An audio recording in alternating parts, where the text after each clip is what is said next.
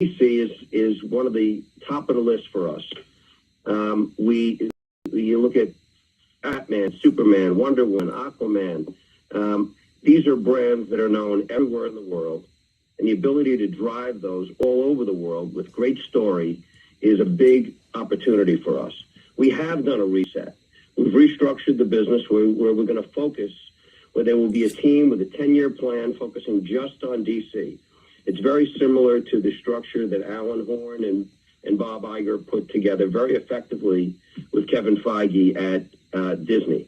We think that we could build a long-term, much stronger, sustainable growth business out of DC. And as part of that, we're going to focus on quality. We're not going to release any film before it's ready. We're not going to release a film to make a quarter. We're not going to release a film the focus is going to be how do we make each of these films in general as good as possible. But DC is something that we think we could make better, and we're focused on it now. Well, there you go, everyone. How's it going? I'm Robert, bridging to Geekdoms. Ken, I believe, should be popping up here at some point. He's supposed to be, I believe. But how is it going? Yeah, he's booting up his computer, so he'll be on shortly. So, yeah, I wanted to play that clip to begin the show because what has been one of our biggest things here at Bridging to Geekdoms? I mean, we've been pushing and hoping that Warner Brothers and DC would get their act together. We've been really, really hoping that it would happen at time. This week, we talked about it the other day, Colton and I, this stuff that was going on where Girl got canceled, and there's possibly being some shifts and some more things have come up. Now, they didn't talk about it on the earnings call today, but it's likely that Shazam and Aquaman may be delayed or pushed once again to a different date. We know that Warner Brothers, David Zaslav, they are really looking at how they can better give us content from the DC universe. This audio here that I just played, that's from the earnings call. That is from David Zaslav. First off, I want to say thank you to Chris Parker on Twitter for sharing this on Twitter, so I was able to play that here for you. I'm telling you guys, this is huge. This is absolutely huge. And if everything goes as it sounds and seems like it's going to go, David Zaslav is not doing this to piss people off. He's not doing this to find a way to be the guy who is basically, he's not the next Toby Emmerich. No, he is going to be making DC better quality and better moving forward. We're going to talk more about that here today, but we're also going to talk about Marvel because there's some big things coming up. But the first thing we're definitely going to talk about is the Warner Brothers stuff that has been going on the last couple days. Just waiting for Ken to get in here. So please, if you are watching, leave a comment.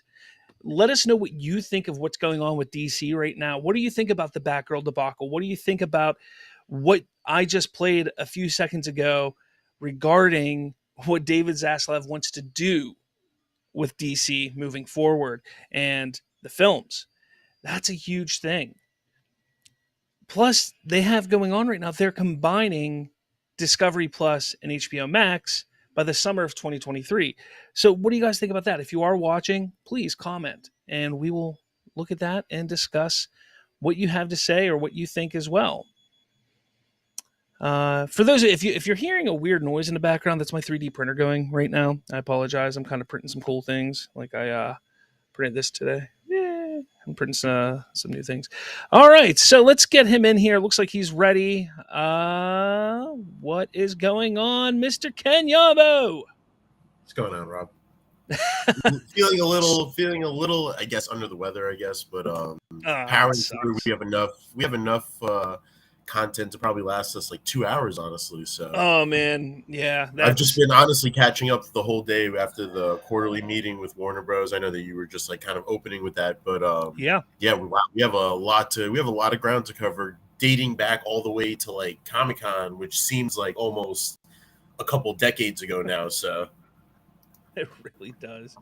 But yeah, we're gonna definitely start. Like I was, saying here, I want to start talking about the Warner Brothers stuff, and We'll go back a couple days because I know you weren't able to be on the show with Colton and I the other day, so you weren't able to really talk about what happened with Batgirl and how it got shelved. And even since then, we've heard some more information, and even Warner Brothers themselves came out and made a statement regarding that. But uh, what are your initial thoughts? What were your initial thoughts with that?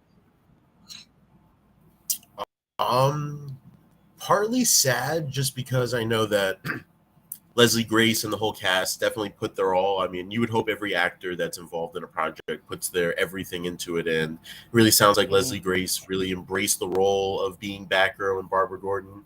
And to me, the premise was interesting.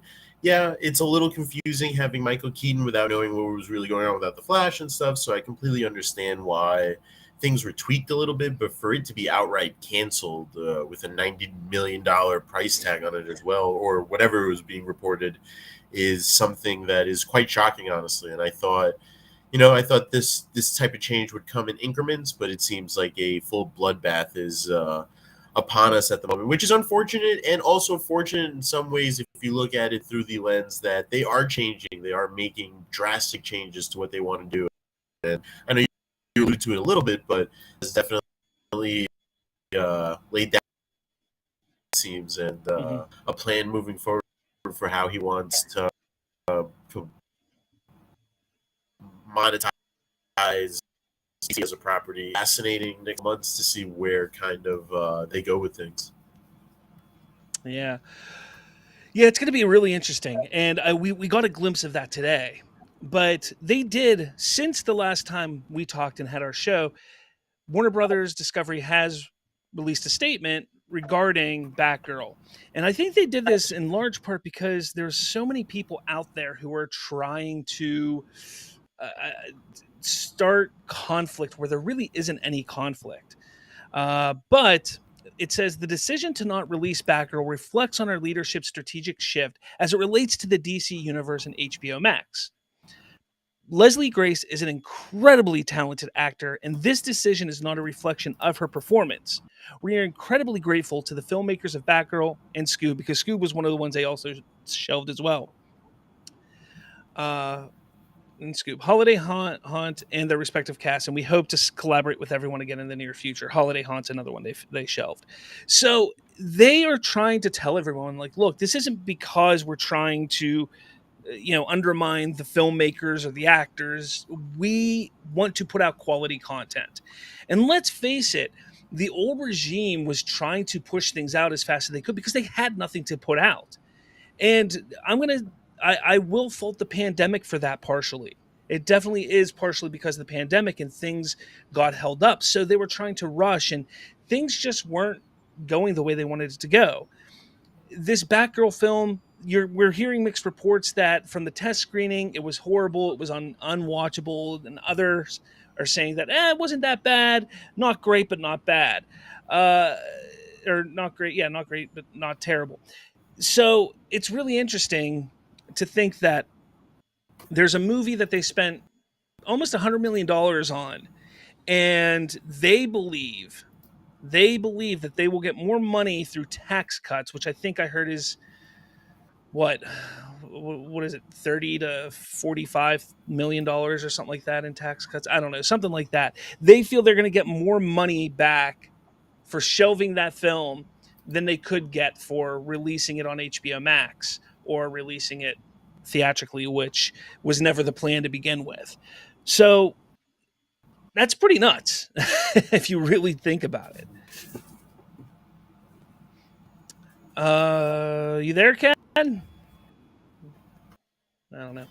Yes. I'm trying to launch this on my Mac, so I'm trying to get a better streaming just because my internet's been in and out of this. But just to kind of piggyback off what you said, it's just kind of it's interesting that it. So to me, it appears that has definitely reached the DC part of his evaluation. Is that fair to say? I feel like the first couple months was just was in what places and trying to get his own team in there. and now I feel like the evaluation kind of come upon us, and I feel like maybe a couple things looked at before, and then DC was looked at as like one of the main pillars of focus to kind of see where they can go and stuff. And it'd be interesting to kind of see what the next couple days ensue, honestly. Maybe a fandom gets announced, because I know there hasn't been one that hasn't been confirmed just quite yet.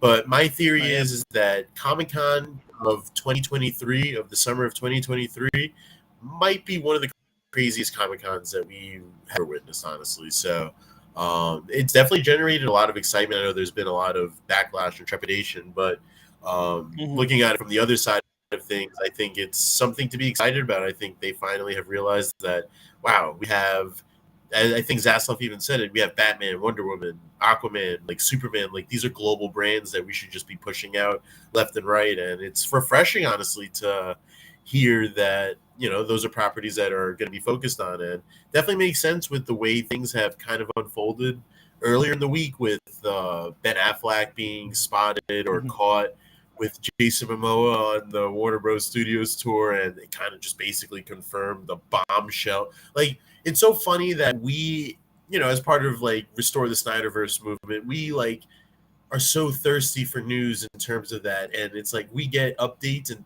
just out of nowhere like that, like just, you know, just straight up Jason Momoa kind of spoiling everything. So it's definitely interesting for sure. Yeah, and you know, Colton, and this is the sentiment that we shared the other day. It's crazy that there's so much of a lack of faith in the Batgirl film that the better alternative in the higher up minds is a tax break worth half the film, which is nuts. I mean, he's not wrong, but we have to take what David Zaslav said today to fully understand a bit better what's going on. He is talking about better quality films. He looks at DC as being a higher quality franchise to push forward. And they're just... Don't you agree with that? I feel like if... Oh, 100%. And I feel, you know, and I'm not trying to be like a DC homer, but these are characters that are quite literally like mythical gods that were established way before Marvel, and a majority of Marvel's characters in one shape, way, or form is based kind of off DC in a way. Like, you know, like, yeah, there are a lot of comparisons that you can make between a lot of different things. And I just feel like if they were to have a full-fledging cinematic universe as akin to the MCU, I feel like it'd be highly profitable. It'd be a really great, I guess, competition to watch over the next couple of years. And it's kind of funny that Warner Bros. That Zaslav is, as representing Warner Bros. Discovery, is saying that we want to focus on quality, when that's kind of the debate that we'll have later, but that we've had over the last couple of months, is that Marvel shifted their focus to quantity rather than quality. And it's interesting to see that Warner Bros. Of all entities is the one that's going to be kind of embracing that quality over quantity. So I think it's a great idea, and I think that, you know, following a model that we just want to release good interconnected movies is a model that the fans can definitely get behind. You know, it might not be a full restoration of the Snyderverse, but just having characters that were fundamentally part of the Snyderverse continue on their journey, like Ben Affleck and stuff, is great. Yeah. So Sil Abdul from Sil Abdul Inc. You know, he's been around for a couple years now, and he's saying on Twitter, Zaslav said we have reset, which I did not listen to the entire call, but he's saying that Zaslav is saying that they've reset. Basically, they're looking at everything and saying, okay, moving forward, this is how we're going to have to do things. He mentioned in the call, and I did play a little clip that I found online at the beginning of the show. He does say that he's looking to do something kind of like what Marvel did in a way. Yep. I don't think he's talking about copying that verbatim.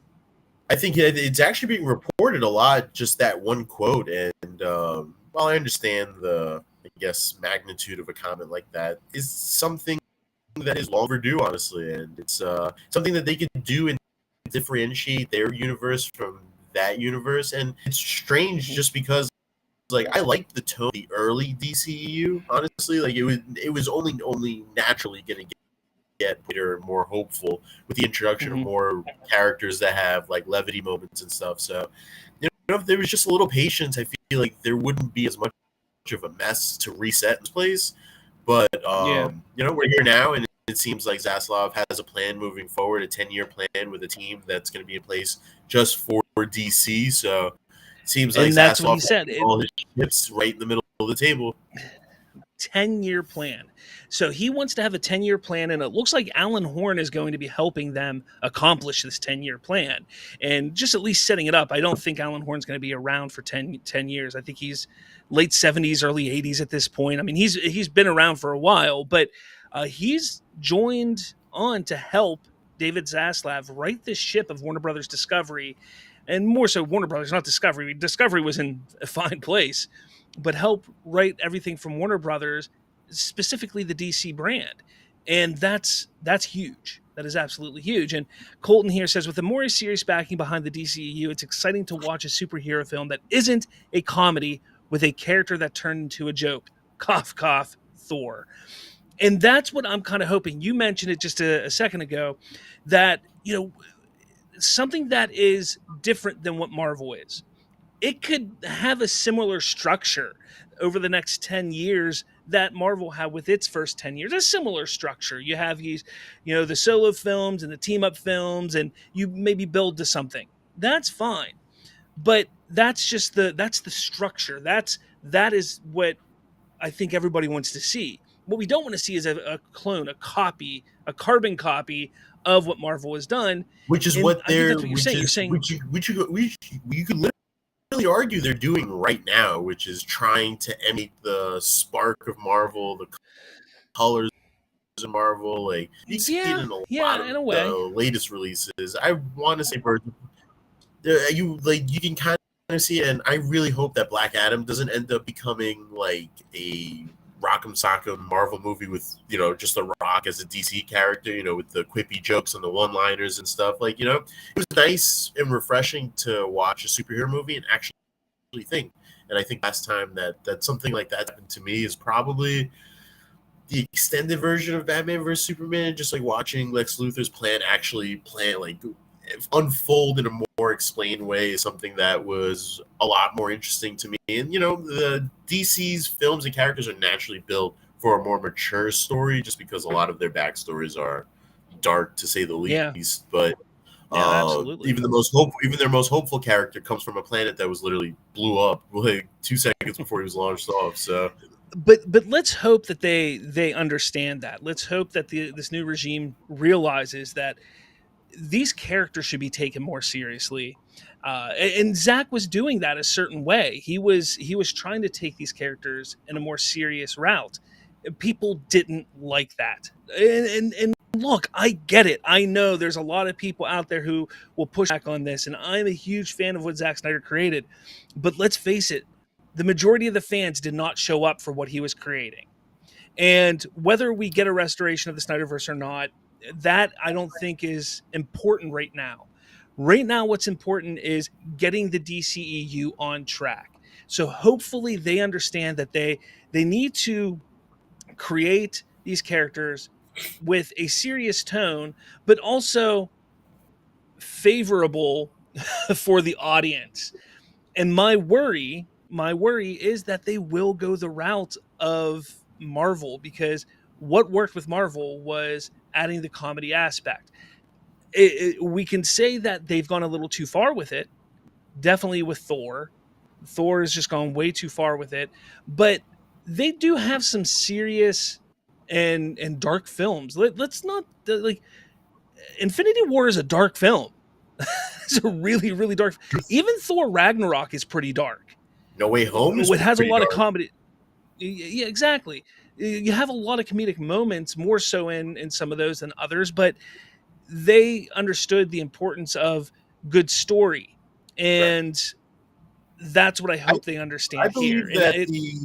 I believe that some of the humor that was introduced early on in the DCEU was dry, but it did work, honestly. Like when you're when you're in such a heavy, I don't want to say somber movie, but when you're in like a heavy movie that deals a lot with ideologies and stuff, having those naturally built-in funny moments were great. And just to kind of example it in Zack Snyder's Justice League, a lot of the comedy that was there with the Flash and Cyborg and those interactions were, I felt like, all natural, honestly. So I feel like copying Marvel is just going to continue kind of the trend that they're already on, and obviously it's not working now, so you kind of have to shift gears and figure it out, because the early part of the DCU was actually more profitable than the early part of the MCU. So they just kind of panicked, and from there it was just an explosion of nuclear reaction. So it looks like Colton's saying, I like the key to any successful plan for a universe is setting up a somewhat copy of Marvel.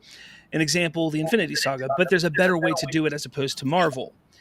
He goes, I think having shorter 3 to 4 year, 5 to 6 movie arcs would give DC a better advantage as to how they now flounder, or the now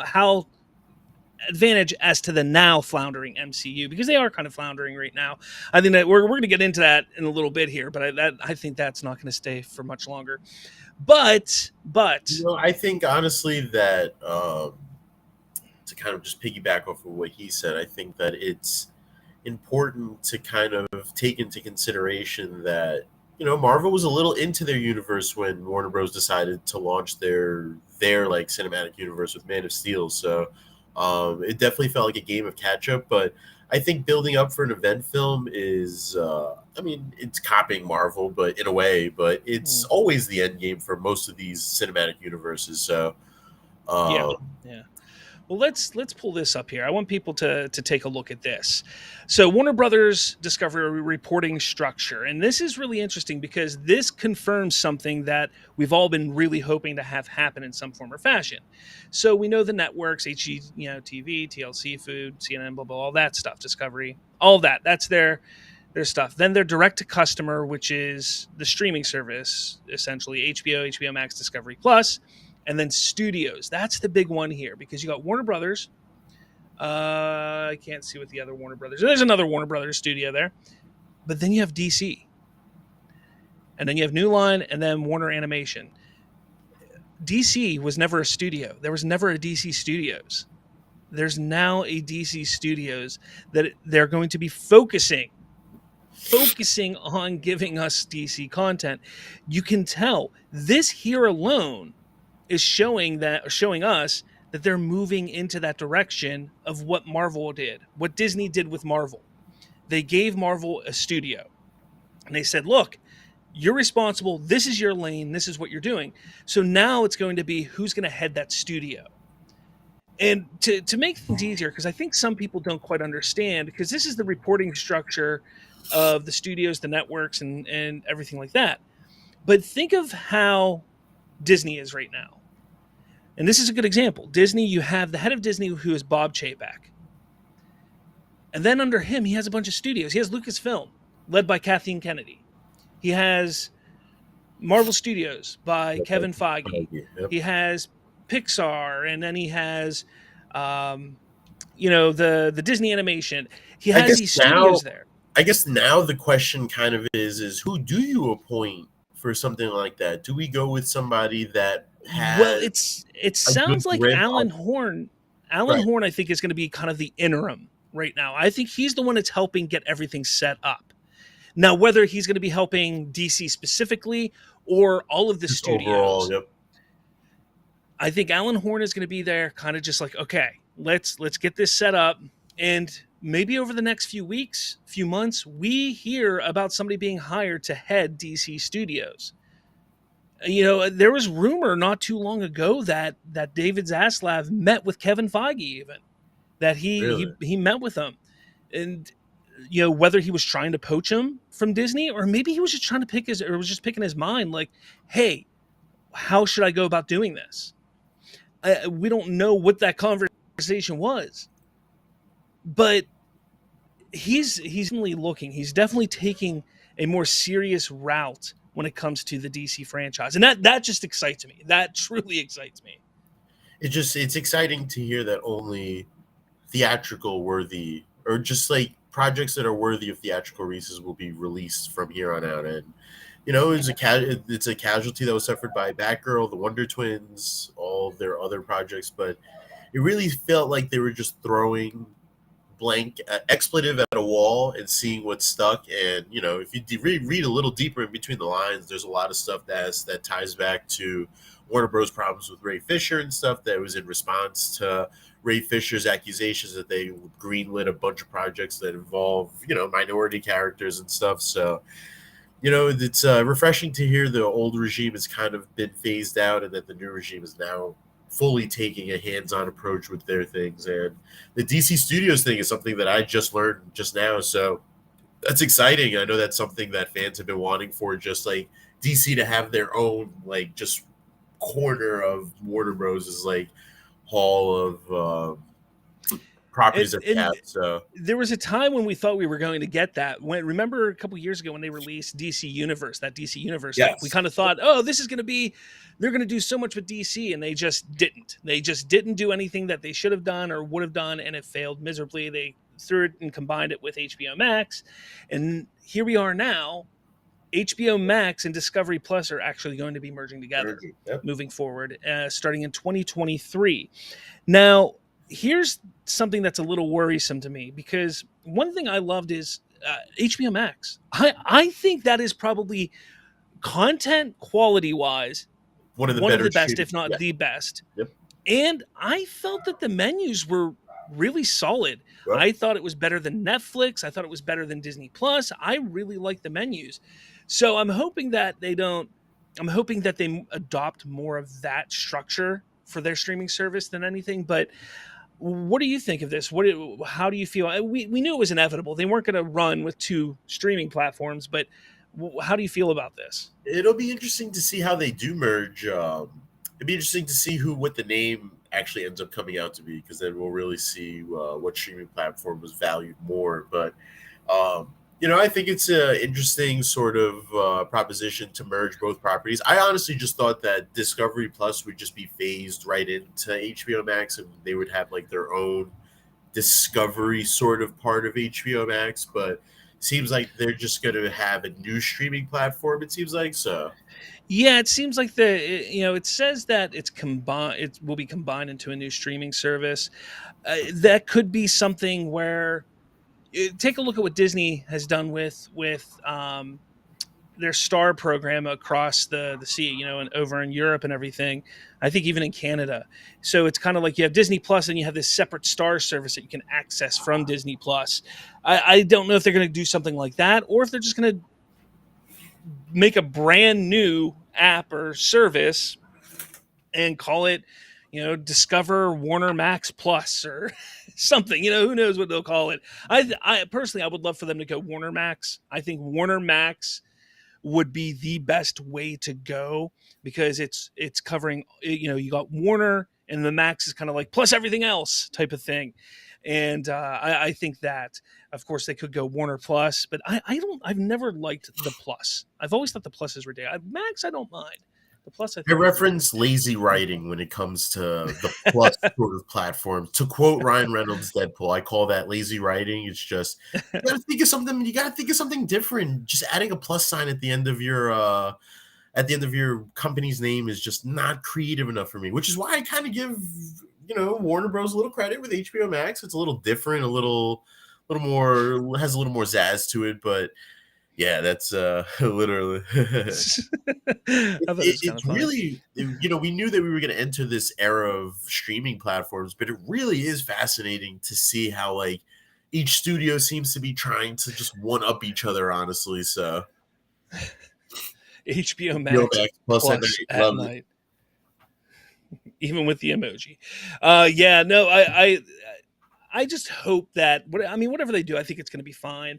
It's not like they're getting rid of the content. While they did remove 5 or 6 titles off of HBO Max this week, that was because they have to. Nobody was watching those things on HBO Max, and they still had to pay like residual payments out or licensing rights for those. The content. So they removed it, and because it's a new regime, they can take it or do a tax write-off for it. So people were thinking, oh, geez, they're going to remove everything. Everything's going to be, no, that's not how they're going to handle it. It's going to be done. It'll be done in the way that it should be done. Yeah, no, it's going to be exciting. I think, like I said, I think that's why, depending on when they decide to, I love it. I think we should I literally think that's the idea of the century. I know we're looking to expand in different ways, and I think this is the way to go, Rob. What do you think? No, we're not changing the name to bridging the pluses. Not doing it. Colton, bad idea. But just to piggyback off the streaming platform talk, to go back to Zaslav and just the strategy that Warner Bros. Seems like they're adopting, something came up in a tweet. I forgot when. I think it was maybe yesterday that a spokesperson reached out to Warner Bros. To kind of get permission to use snippets of a Justice League film for their History of DC documentary, and they just naturally asked to use snippets from Zack Snyder's Justice League. And apparently the representative from Warner Bros. Was like, no, you have to use the footage from the 2017 version. So that's a little bit of a spicy little nugget to lead off, to, I guess, just kind of end off the conversation. But yeah, we'll see how that all plays out, because again, anything that you're seeing promotional wise on HBO Max, or anything that they're showing promotional wise, it's showing Henry Cavill Superman, Gal Gadot's Wonder Woman, and Ben Affleck's Batman. Whereas if you remember with the old regime, the regime from, just 4 months ago, they were showing Keaton's Batman. They were showing Christopher Reeves Superman. Yeah, Christopher Reeves Superman. Like, they weren't even focusing on the most recent iterations, but that's changed with the new regime. So I look, I know there's a lot of people out there that are screaming, Ben Affleck's going to be doing he's going to have a little scene in Aquaman 2. Then he's supposed to be in The Flash. He's back for good. That's don't necessarily think that. What I think is going to happen is what I've been saying for years is I truly think, and maybe this will be the last topic on this side that we'll cover or talk about. I think after the Flash film, they're going to focus on getting to a quote unquote reboot type of event, Crisis, Flashpoint, what have you. Something like that is going to happen over the next few films. And we're going to get a younger Batman. We're going to get somebody, they're going to recast Batman younger. It won't be Affleck, and it's definitely not going to be Keaton moving forward at this point. Yeah. Definitely don't see that happening. I think they're going to work out a deal with Cavill for Superman. Hopefully they do. If not, then we're going to get a new Superman, and probably a younger Superman. And that's what they're going to do. They're going to take a look and see, how can we bring in these characters? Because the big three, Wonder Woman, Superman, Batman, all need to be there. They all need to be able to be in this core group for 10 years. And Affleck, not necessarily capable of doing that. Keaton, definitely not able to do that. Right. So that's what I think is going to happen. That's just me. I have no insider information on that. That's just me. I personally just think, just to kind of close it off, I personally think following the model that they're doing now, so improving the DCEU as it currently stands, and then just doing separate projects, set in different, separate universes, and then you've built a crisis. You have the requisite materials and properties to build up a legitimate Crisis of Infinite Earths and something like that, and kind of what the animated universe did in a way where it just kind of reset it. Now the films that they're releasing now will focus on just like different iterations of characters, which seem like younger iterations of characters. So I think you're not wrong. I think that's something that they could be naturally building for, but they don't have my trust fully back yet. So they're gonna have to work a little harder over the next couple of months to redeem the last couple of years for sure. Colton says, in stunning news, Robert Slavinsky has been cast as the newest Batman post Flashpoint. I'm way too fat to be Batman. Sorry. So, and I don't have the drive to lose the weight to play Batman. Not going to happen. Although I might want to see a fat Batman at some point. Hey, it's multiverse. Yeah, why not? It's a multiverse, dude. All right. So again, those of you, everybody listening, watching, what are your thoughts on everything that has happened over the last few days with Warner Brothers, Discovery, with DC, what the plan is for DC moving forward? Let us know in the comments. Please do that, because I want to hear everyone how they're feeling. I know Twitter's going crazy right now. I've been kind of floating through there during the episode or during the show today. So it's pretty crazy. But let us know in the comments what you think. Now we're going to move on to the big main topic that we want to talk about, because I know, Ken, you've been wanting to talk about this. I know you're excited about this. I know you're looking forward to what's coming, but you're also excited about what has been announced. So let's talk about. It's almost easy to forget, honestly. Like so much stuff has been conglomerated and just sludged through DC and what they've done and what they didn't do at Comic-Con. It's almost easy to forget. Like, Marvel Studios dropped bombs at Comic-Con, as I predicted. I rewatched our show over the weekend, and I definitely was more spot on, I think, honestly, with a lot of the stuff that I thought was gonna be like released and stuff. But fascinating, honestly. Just first and foremost, the Black Panther trailer, one of the best cut trailers I've ever seen in my life for just any movie that's coming out. Honestly, it captured the emotion, but also using the lyrics of the song, like, it kind of assured fans that, like, yeah, this happened, but we're going to use this as a stepping stone to move forward and kind of honor Chadwick Boseman's legacy as Black Panther. So really, really great trailer. And that was the best trailer of the day for me, for sure. So, yeah, I mean, it was a good trailer. It wasn't a bad trailer. I don't like the idea that they're doing the whole who's the Black Panther. I don't know. I still think they should have recast T'Challa. I do. I think they should have, right? Because I think the character was bigger than Chadwick Boseman, in my opinion. And that's not knocking Chadwick Boseman. I say the same thing when it comes to Star Wars. I thought that they should have recast Princess Leia for the final film, because Princess Leia is bigger than Carrie Fisher, and Carrie Fisher would have wanted that character to be carried on. And that's just how I feel with the characters in films and movies and or TV shows and stuff like that. This desire to always want to have just one person playing a character just kind of annoys me, and I don't think it's honoring anybody when you then just write that character out.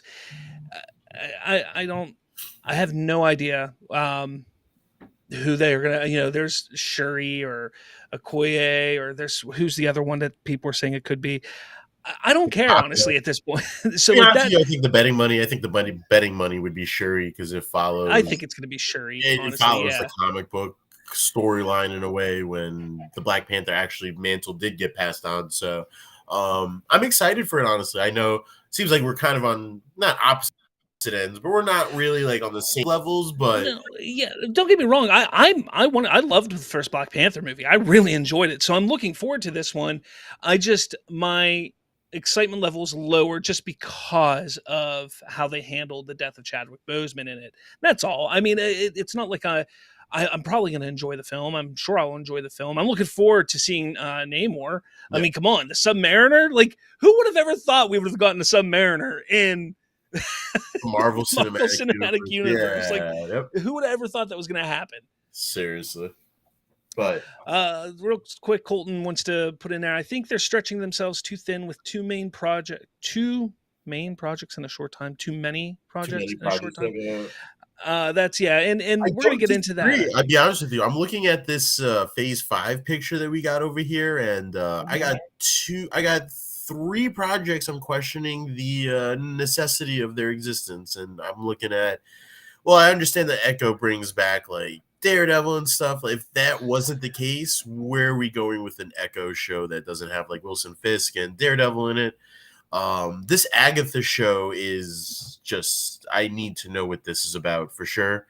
And I know Ironheart is, about to be introduced in Black Panther, as we just talked about, but I guess I just have to see where her character arc is to kind of see whether the show's like warranted. But all the rest of them are really, I mean, Daredevil, I'm there for. Like, I really hope they capture the original tone of the Netflix show, but I'm down for whatever. 18 episodes of Matt Murdock versus Fisk. Like I'm down for it again, honestly. Heck yeah. Colton says, I also have a slight fear of the TV shows becoming more interesting than the overall story they're trying to tell, then catering to fans and twisting and changing the overall plot. And he's not really wrong there. He also is mad because we have to wait a year for Blade. But he's really not wrong when it comes to them possibly catering to the television shows a bit more. I think they've already started doing that, because I remember Kevin Feige, when this TV shows were first announced, he was like, no, you won't have to have watched the television shows to enjoy and understand the movies. But that changed quickly. I've found that not to necessarily understand the movies, but to have a deeper understanding and appreciate them more, some of these TV shows you've had to watch. Yeah. Like, look, we got the Marvels coming out next July, and that's going to have Kamala Khan in it. You will be lost if you did not watch Miss Marvel. Exactly. And it seems like that teleportation thing takes place at a very crucial point in that movie. So if you if you're not really too exposed to it, you're gonna be like, what the hell? So like, you know, that's, to me, that's the worry I have, is not so much that they're going to focus too much or cater to the television shows necessarily, but that there's going to be a lot more interweaving with the shows and movies than they initially explained. And I think the general audience, people like my mom or even my fiance, who she enjoys the superhero stuff, but she doesn't watch it like I do. Right. I've watched every single Marvel show. She's watched, I think, 2 of them. So, you know, when you get down to it, it's kind of like the general audience might miss some of it. Be interesting to see if they kind of mimic. So I know they're going a more different route in terms of the way they're structuring their releases, and having 2 Avengers movies to cap off the phases. It seems like will be the plan moving forward. But I think the Secret Invasion, there's been talk that that's been described as like a crossover event. So it'd be interesting to see if they have crossover like events within these shows, between the shows as well. So yeah. Well, let's look here, because Deadline has a good lineup here, because not everything is here. I mean, this is what they showed for Phase 5, but February 16th, there's still an untitled Marvel movie planned for then. Yeah. So that's going to be probably announced at D23 coming up. But here's your Phase 6, starting with Fantastic Four in November of 2024, and then it's ending with Avengers Secret Wars. Now, let's look at something here. That's 1 year. That's exactly 1 year for Phase 6. Phase 5 has been going on for what, 4 years at this point? 10 years? I don't know. It started for like Endgame. Which also gets capped off with, I don't want to say an Avengers level movie, but like a Suicide Squad level movie with the Thunderbolts. So it's like, yeah, that should be interesting. It's going to be really interesting, honestly. And personally, I think that the worry that Colton talked about here just a few minutes ago about too much too fast, which is a sentiment that I agree with to this point. But looking at what they're doing coming up, it seems like they're kind of, I'm going to say kind of slowing down a little bit, because between now and the end or middle of 2024 now, and so that's 2 years. So over the next 2 years, there's 1, 2, 3, 4, 5, 6, 7, 8, 9, 10, 11, 12. So 12 movies or project total in 2 years. So that's 6 projects a year, roughly. That's actually what they've been doing. And maybe it is too much. I don't know. I'm trying to talk myself into not being worried about it, I think, because I am so excited about split. I think a healthy split where, you know, you have 3 movie releases a year. You do, you know, one in the early part, one in the middle part, and then one in the late part of the year. And then you have the shows kind of fill in those gaps where there isn't, you know, larger content. Yeah. I think that's an okay model, but I don't want to say everything. In reality, everything does have to be quality. So, you know, it's hard to attribute quality to everything if you just sort of divide it in so many projects coming out. So yeah. I understand the argument for it. I understand how you're trying to talk yourself into it. Me personally, I'm a little worried. I do not like this year's phase of movies for sure. I think The runtime has definitely been an issue, and I hope that doesn't become an issue moving forward, which is why I think maybe that they're taking their time with Phase 6, because those are all like pretty big event movies. So I think we would have to strap into our seats, and having Shang-Chi's director be the director for Avengers Kang Dynasty is going to be pretty cool, honestly. So it's nice to have a fresh set of eyes on the Avengers projects in a whole. Yeah, I think it's all going to be interesting. I think how everything plays out. I just hope that they take their time and they do things right, because if they just start pushing content out just to push content out, and it's just, half-assed or half thought out, that's going to be disappointing. It really is. And I think that's what a lot of people are worried about right now, because the quality hasn't been up to snuff right now. It hasn't been that Marvel quality that we all came to appreciate and fall in love with for the past 11 years. So I think that's where the worry is right now. But I think there will be an adjustment for sure, and a regression to the means, if you want to put it that way. D23 is coming up next month, so we're about a month in like May or something like that, and D23 is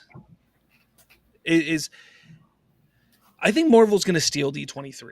They stole San Diego Comic-Con. D23, for those of you who don't know, D23 is Disney's stage where they highlight everything over the next year, essentially. Anything and everything that they want to promote over the next year, and possibly further, more than a year, they can do that as well.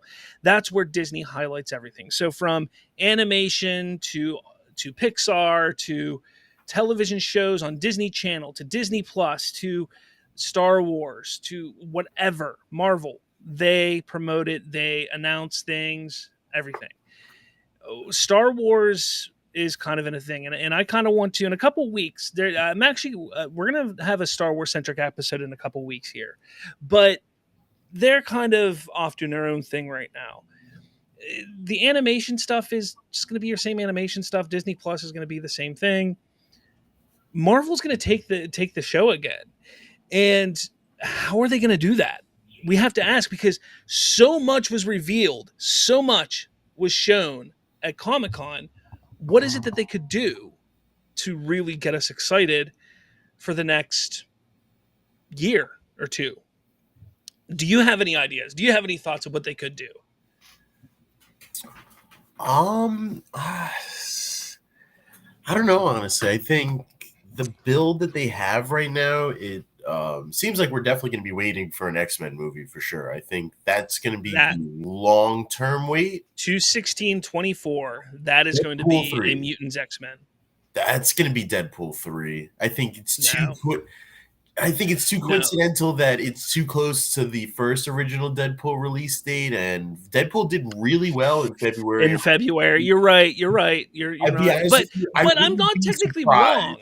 Technically, I'm not wrong, because what they could do with Deadpool, now that they're going to have a little more freedom with the Deadpool, and now that it's more connected to a larger universe, because you know how in like the first Deadpool, he makes fun of the fact that it's only Negasonic Teen, and Colossus. He only he's like, oh, you're the only two that are here. And then in Deadpool 2, we see in the background, we see the X-Men there. I think they're going to have more Mutants X-Men. This is where I think we're going to see not the big names. We're not going to see Xavier. We're not going to see Wolverine. But maybe some of the other possible, like maybe a Storm, maybe a Jean Grey. I think that they're going to pop up. That movie there, whether it's Deadpool or an X-Men or another type of mutant, that is what that's going to be. And I think they're going to announce that at D23. To be honest with you, I think the title, this is personally what I would do. I would just announce Deadpool 3, and I would just announce the title as Deadpool Takes on the Marvel Cinematic Universe, and just watch it make $1 billion, and figure it out from there. They should make this is don't get mad at me, DC fans, but I think they should call it Deadpool v Mutants. Dawn of the Marvel Universe or something like that. Just something crazy, because it's something that they would do with Deadpool. Yeah, I think Deadpool that would be will hilarious. be the most self-aware, where it acknowledges pretty much everything that's happened over the past couple of years with everything. So, and I think that would be a good place to, okay. Miss Marvel is a mutant. There's a photo of him that he just started training for Deadpool 3. So shooting has to be commencing very soon. So let's see if I can find that photo. Yep, right there, popped right up. Let me share this. Yeah, I mean it's crazy how everything's starting to shape up to make D23. Yeah, it's crazy. Yeah.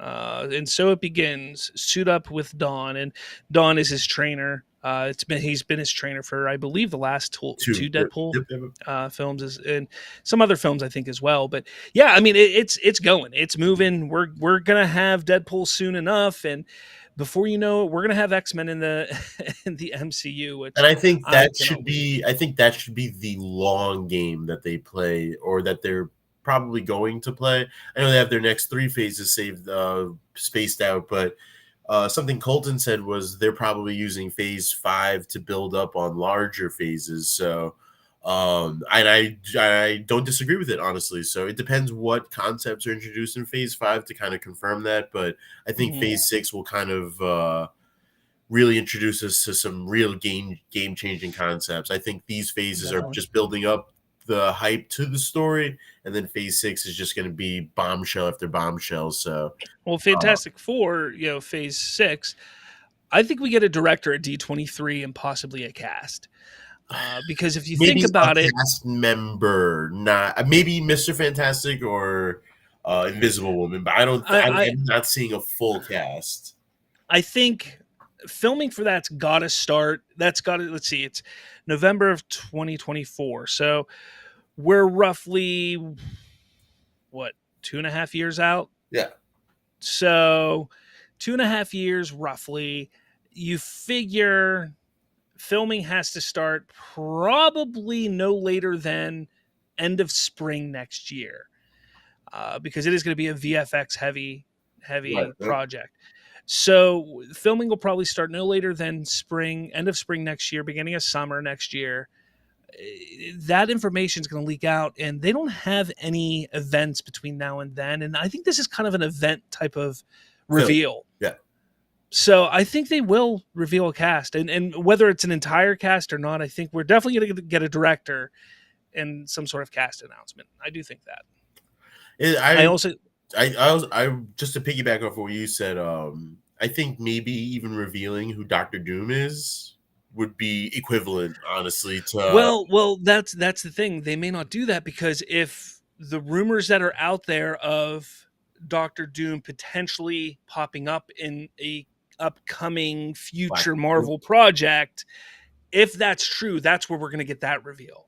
They're not going to reveal that prior to that movie. So if that rumor of that scene is false and not true, I could absolutely see them revealing that at D23. But if that is true, if that is truly what's going to happen in that film, then we're not going to get Dr. Doom. There's smoke where there is smoke around that rumor for sure. So yeah, I think that's more true than not true. So hopefully we are sorely overdue for a comic book accurate Dr. Doom that just reigns his supremacy over the Marvel Cinematic Universe. So I really hope that they do it well this time. It'll be the third time. Third time's always the best try, right? So exactly. But besides that, I mean, we have a director for Captain America. They did announce that. We don't have a director for Thunderbolts yet, so we may get a director announced for that. Do we have a director for Blade? Did they announce that? Yeah, I do believe so. I do believe they did, yes. And they did announce the director, or it was leaked. The Avengers, the Kang Dynasty was recently. Maybe Secret Wars will get a director for. I honestly think that, because it's the director of Shang-Chi who's doing Kang Dynasty, I wouldn't be surprised if he also does Secret Wars. Because if you take a look at how Marvel's done everything, Josh Whedon did the first and second. Russo brothers did the third and fourth. So they're kind of giving them 2 Avenger films. That might be what happens here. I'm not saying that's definitely it. I know a lot of people want the Russos to come back. Don't you think they would have announced that with the Kang Dynasty, honestly? Maybe, unless either they don't have a director, and you're right, they probably would have announced it if it was the same director for both of them, or maybe they're talking to him still. Maybe they don't know if he wants to. Maybe they're still trying to plan it out and see if his vision matches. Or, I know a lot of people want the Russos and think the Russos are going to come back for that. I don't think they will. As of right now, just given their recent comments, for their promoting their film over on Netflix, The Gray Man, I believe, it does not sound like they are even close to being interested, just like being close to directing this film right now. So here's my thing. They've said in the past that they would love to do a Secret Wars, and that's great and all. If Secret Wars would pop up, say in 2027, I think they would be doing it. But it's coming in 2025, and they have a lot of stuff. They were in the Marvel playground or the Marvel sandbox for the better part of 10 years. I mean, they did they did Winter Soldier, right? So they started with Winter Soldier and Civil War. Yep. They did 4 films over the span of 8 years. 3 of them were pretty much Avengers movies. Oh, well, Civil War is an Avengers movie. It's just essentially Captain America led Avengers story. So I honestly, I think they should pull a big name and do something. That? What name does that do? Is Steven Spielberg See, I think Spielberg has a possibility of doing Fantastic Four, and I personally think that would be the best way to go. The reason why I say that is because look at what Sam Raimi did with Doctor Strange, and while I did not love that movie, I loved the fact that Sam Raimi got to make a Sam Raimi film. And I'm a Spielberg fan. And no, I don't love all of his movies, but I would love to see a Spielberg film in the Marvel Cinematic Universe. And I think a Fantastic Four movie is the best way to do that. Okay. I think that, can you think of any other characters that would fit a Spielberg type of feel? Truth. So that's what I mean, is it going to happen? Probably not, but I would love for it to. But what the hell? Secret Wars, let's get Zack Snyder. Like, what the hell? That would be code red. That would be that would break the internet. It would break the internet. It would, and that's the thing. I think that they need to do that. I think not that they need to build hype for any of these films, because they're all Avenger movies are going to make $1 billion no matter what. Yeah, but we just reached that point, honestly. But how much would fandom break? All these Snyderverse fans would go, well, I guess I gotta like Marvel now.